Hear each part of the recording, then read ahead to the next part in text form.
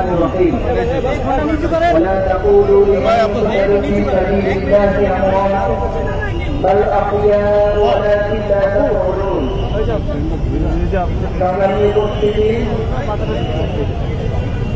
ঐতিহাসিক শাপলা চত্বরে 2013 সালের 5 মে যে গণহত্যা চালানো হয়েছে সেই গণহত্যার বিচারের দাবিতে আজকের এই মানব রাত্রি প্রোগ্রামের সম্মানিত দায়িত্বশীলবৃন্দ, সম্মানিত নেতৃবৃন্দ, সাংবাদিক বন্ধুগণ, প্রিয় ছাত্র জনতা, আসসালামু আলাইকুম ওয়া রাহমাতুল্লাহি ওয়া বারাকাতুহু।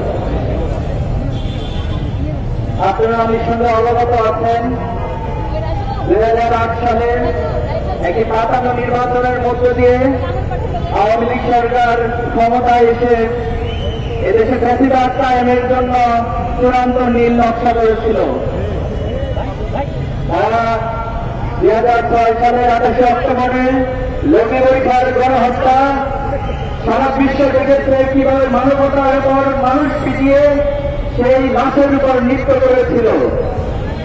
সেই ফ্যাসিবাদকে চূড়ান্ত রূপ দেওয়ার জন্য তারা ক্ষমতা এসে 2009 সালে এইখানে হত্যাকাণ্ডের মাধ্যমে এদেশের দেশপ্রেমিক 54-57 জন সেনা অফিসারকে হত্যা করেছিল।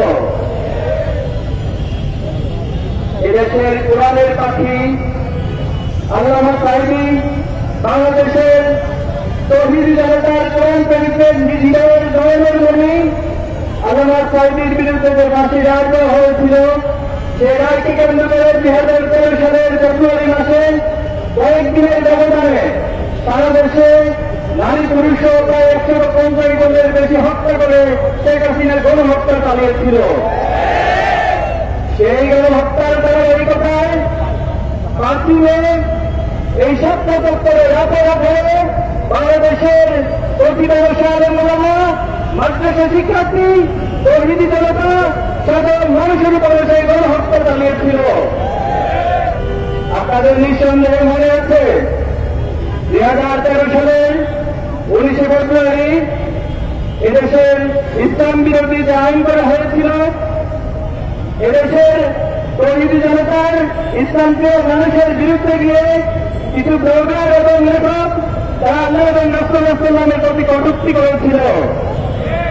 সেই কটূক্তির প্রতিবাদ এবং ইসলাম বিদ্বেষী সকল কর্মকাণ্ড বন্ধ করার দাবি সহ হেফাজতে ইসলামের পক্ষ থেকে 13টি দাবি উত্থাপন করা হয়েছিল। এই 13টি দাবির পর হেফাজতে ইসলাম 1 মাস সে সময় সরকারকে আলটিমেটাম দিয়েছিল। কিন্তু দুঃখজনক হলেও সত্য, সরকার হেফাজতে ইসলামের সেই 13টি দফাকে উপেক্ষা করে ইসলাম বিদ্বেষী একটি চক্রকে দিয়ে শাহবাগে বন্যদানের মন্ত্রণ নামে ইসলাম বিদ্বেষী প্রোপাগান্ডা এবং কর্মকাণ্ড চালিয়ে দেওয়ার এক মহোৎসব করেছিল। হেফাজতে ইসলাম সেই 13 দফা দাবি মেনে নেওয়ার জন্য 5 মে 2013 সালে ঢাকা অবরোধ কর্মসূচি দিয়েছিল। সেই ঢাকা অবরোধ কর্মসূচিতে সকাল থেকেই ঢাকার প্রবেশ মুখে মাদ্রাসা শিক্ষার্থী, আলেমা সহ সর্বস্তরের জনগণ রাজপথে নেমে এসেছিল।